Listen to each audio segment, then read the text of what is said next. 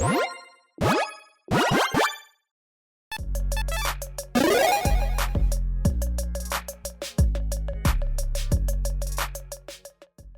everyone, Mitch coming in from the Commander Core studio. Welcome to the show.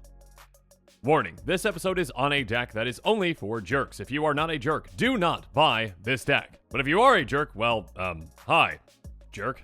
Anyways, yeah, this deck might be for you. And the jerk commander for this jerk deck is Jin-Gitaxias Core Augur, a 5/4 Praetor that costs 8 blue, and it has flash. And of course, on top of that, at the beginning of your end step, draw 7 cards. And on the other end of things, each opponent's maximum hand size is reduced by 7. So basically, you get to draw a ton of cards, basically a new full hand every single turn. And your opponents, they don't get to have hands. They're going to be discarding their entire hand at the end of the turn. So yeah, with how brutal this commander is, it is most definitely a jerk commander, making it so that players can't even keep one singular card in their hand. They just have to play without hands. Is an incredibly, well, mean and jerk thing to do. That being said, if you already are a jerk, well, what do you have to lose? Except maybe any friends that you might have somehow. Anyways, though Jin-Gitaxias Core Augur is a decently expensive card at over $10, every single other card in this deck is very budget-friendly at less than $1, so the total cost of the deck is still budget-friendly.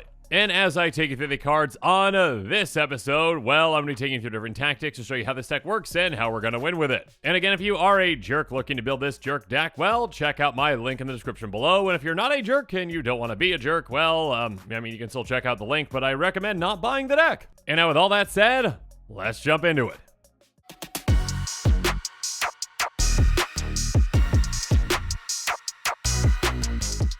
First up, there's Wayfarer's Bauble, which we can pay 2 to tap and sacrifice to get a basic land into play tapped. Next up, we are going to be running an absurd amount of mana rocks in this deck because, again, our commander costs 10 mana, which is a ton. And the quicker we can get our commander out, the more cards we can draw more quickly, and the more we can dominate our opponents by making it so they have no hand size. So, of course, we're running some incredibly efficient mana rocks at 2 mana, starting with Arcane Signet, Felwar Stone, and Fractured Power Stone. Arcane Signet can tap for a blue, Felwar Stone can most of the time, and Fractured Power Stone can just tap for a colorless, but again, we can utilize it right away. Speaking of which, next up we've got Prismatic Lens, Mind Stone, and Liquid Metal Torque, each of which can tap for a colorless, so we can pay 1 into Prismatic Lens to filter our mana if we need to. Mind Stone can be sacrificed to draw a card, and Liquid Metal Torque can be tapped and target ally and becomes an artifact to other types until end of turn. But of course, we've got some mana rocks that just cost 2 as well, but come into play. Tap like Sky Diamond, which can tap for a blue, Cold Steel Heart, which also, well, can tap for a blue, and so can Star Compass, as long as we've got an island in play. And then we've got some 2 mana rocks that enter the battlefield, tapping and tap for a colorless with Ebony Fly, Guardian Island, Obsidian Obelisk. Ebony Fly can turn into a flying fly that can also give another creature flying. Guardian Island can become a 2/2 until end of turn. Obsidian Obelisk, well, basically just taps for a colorless because, yeah, we can't really, cast multicolored spells with it because we don't have multicolored spells in a monocolored deck. Regardless, again, the important thing is that we're running a ton of mana rocks, and these are very efficient mana rocks for us.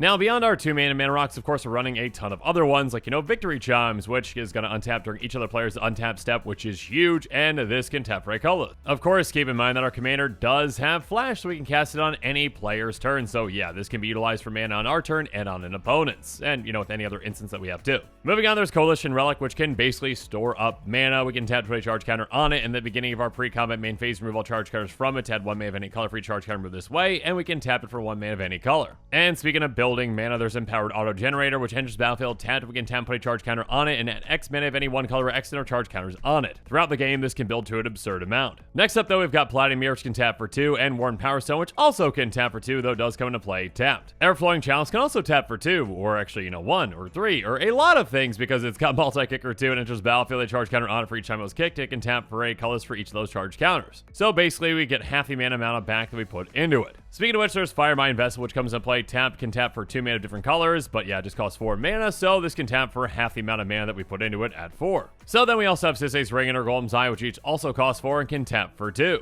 Speaking of which, there's Stone Speaker Crystal, which can do the exact same, but we can also pay 2 to tap and sacrifice it and exile any of our target player's graveyards and draw a card. Whereas Hedron Archive is basically the exact same thing, but when we pay 2 and tap and sacrifice it, we draw 2 cards. And then Dreamstone Hedron is a bigger version of this, tapping for 3, and we can pay 3 to tap and sacrifice it to draw 3. Again, with a commander that costs 10 mana, yeah, we are running an absurd amount of efficient mana rocks to be able to get to our commander really quickly. And to be able to cast plenty of other fantastic things too.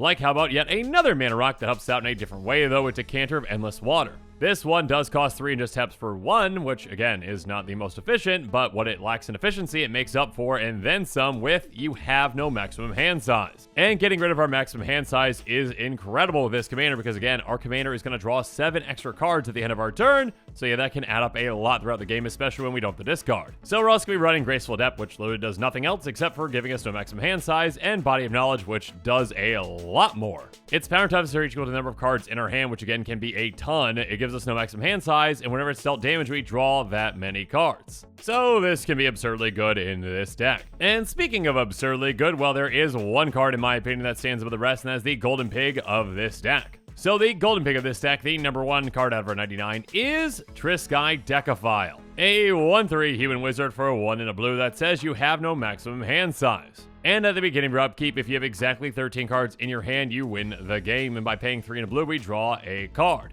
Again, with our commander, it can be very easy to get to the point where we have 13 cards in our hand, so as long as we can keep this in play, well, we just, win. Even without that winning factor, again, giving us no maximum hand size and just a way to draw extra cards if we really want to, are both incredible with this deck as well. But yeah, having an alternative win condition like this that can be very hard to stop when our opponents, well, don't have hands, this can be incredible in this deck, and yeah, that is why it is the Golden Pig. But of course, there are plenty of other ways for us to dig down into our deck as well.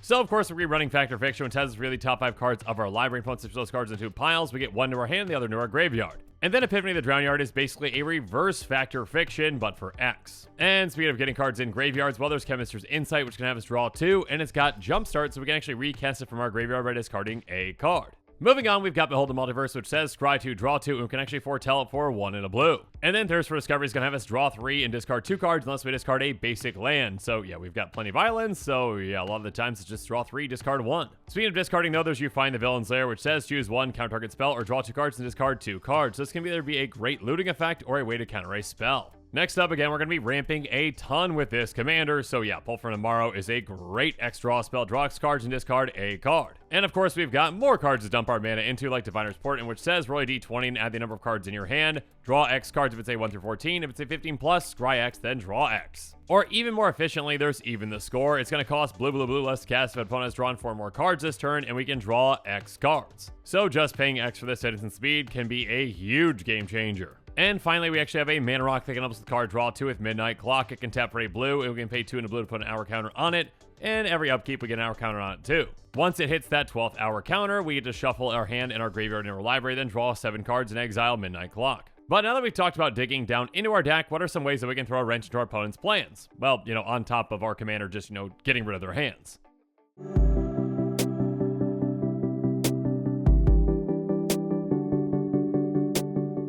So we're going to be running a lot of fantastic bounce spells because, yeah, if you bounce something back to your opponent's hand and then if they discard it, well, that's just basically, just straight up removal. So Alchemist Removal is a great one. If we cleave it, we can bounce any non-land permanent, and if we just, don't cleave it, we can bounce one of our own. Speaking of bouncing one of our own, there's Geistway, which says return target non-land permanent to its owner's hand. If you control that permanent, draw a card. So this can actually be a great way to save something of our own if we need to. And then Into the Royal has Kicker for 1 and a blue, and if we kicked it, we're going to draw a card, and this just bounces a non-land permanent back to its owner's hand. Next up, we've got Depart the Realm, which is going to bounce target non-land permanent back to its owner's hand, and we can foretell for just a single blue mana. Next up, Expel from Raska has Ascend, and we can return target non-land permanent to its owner's hand, but if we got the City's Blessing, we can put it on top of its owner's library instead. Whereas Aether Eyes can be a great way to protect ourselves in combat by returning all attacking creatures to their owner's hand, which again can be devastating if that player doesn't have a way to, recast those creatures on that turn if they're going to have to discard their hand. So of course, we're also going to be running Aether Gale, which can bounce a ton of non-land permanents back to their hands, bouncing 6 for just 5 mana.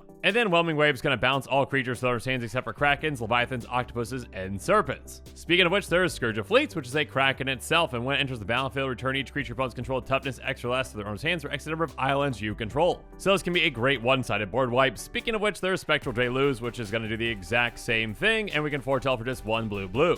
But of course, we are not quite done with disappointing our opponents just yet.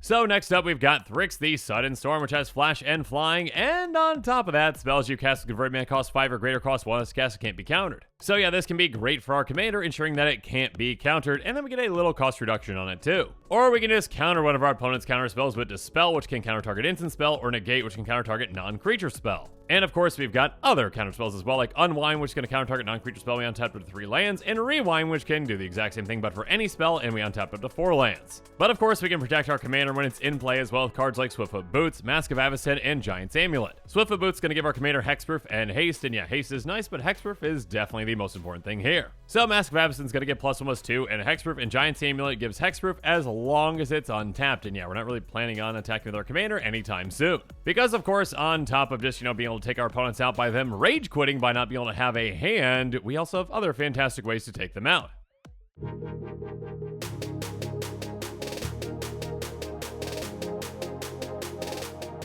Because, of course, we are running Chasm Skulker, which says whenever you draw a card, put a counter on Chasm Skulker. So, yeah, this thing can become massive in no time with this commander. And when it is taken out, when it dies, you get X 1/1 blue square creature tokens with Island Walk, where X is the number of counters on Chasm Skulker. So, even if this does pop at a certain point, you can get a ton of squids to take over the game. In a somewhat similar way, there's Nadir Kraken, which says whenever you draw a card, you may pay 1. If you do, put a +1 counter on Nadir Kraken and create a 1/1 blue tentacle creature token. Now, we do have to pay for that 1, but we get those tokens right away. One that we don't have to pay for, though, is Ominous Seas. It says whenever you draw a card, put a Foreshadow counter on Ominous Seas. And by removing 8 Foreshadow counters from it, we create an 8/8 blue Kraken creature token. So essentially, just with our, draw, step, draw, as well as our commander's ability to give us 7 extra cards, yeah, we can just get to 1 Kraken per turn with this. Plus, all the other ways we have to draw cards, yeah, this can get out of control very quickly. Speaking of out of control, how about Sturmgeist, which is a star flyer that's power and toughness to each equal number of cards in our hand, so yeah, this can be huge. And on top of that, whenever it deals counter to a player, we draw a card. Or we can just take our opponents out with Psychosis Crawler very quickly. It's power and toughness to each equal number of cards in our hand, so this can be a heavy hitter, and on top of that, whenever we draw a card, each opponent loses 1 life.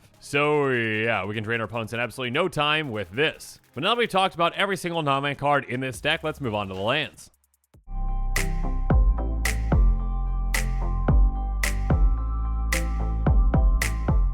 First up, how about Castle Vantress, which has got to come into play untapped if we control an island. It can tap for a blue, or we can pay 2 blue to tap and scry 1. And then Mystic Sanctuary can enter the battlefield untapped if we have 3 or more other islands. And when it enters the battlefield untapped, we get an instant sorcery card from our graveyard on top of our library. Next up, how about Zhalfir Void, which when it enters the battlefield, we scry 1, it can tap for a colorless. And then we've got Mirror Landscape, which enters the battlefield tapped, can tap for a colorless, we can pay 2 to tap and sacrifice to get 2 islands into play tap.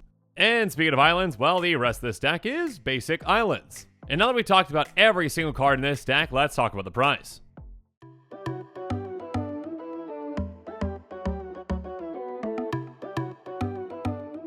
Like I mentioned at the start of this episode, every single card in this deck outside the commander is less than $1, so even though our commander is $10+, it's still a very budget-friendly deck at $41.09 thanks to all those other budget cards. And also keep in mind, if you already have the basic lands for this deck, well, it's going to save you even more because those basic lands are counted in that cost at 10 cents a piece. And speaking of potential savings, you might be able to save even more by buying this deck on TCG Player and utilizing heavily played and damaged cards, which of course need a home too. Though do keep in mind this estimated cost does not include the cost of shipping, which might vary depending upon where you live. And with that, the show is coming to a close, so it's my turn to hear from you. So in the comments below, let me know what your thoughts on this episode are, and as always, thanks again and have a good one. This show and episodes like this one are possible thanks to viewers like you. If you're looking for an easy way to help support this show, make sure that you like, share, and subscribe. Also, hit that bell notification icon so you don't miss any new episodes. You can also go check out our playmats and other merchandise at thecommandersquarters.com. We also have a ton of brand new t-shirt designs in stock, so make sure you check out those as well. Another easy way to support this show is with our TCG Player affiliate links. So whether you're buying a deck or individual cards, you can use this general link right here or one in the description. And the final way that you can support this show is by supporting us directly by becoming a patron. There are many benefits to being a patron, and I truly couldn't do this without all of their support.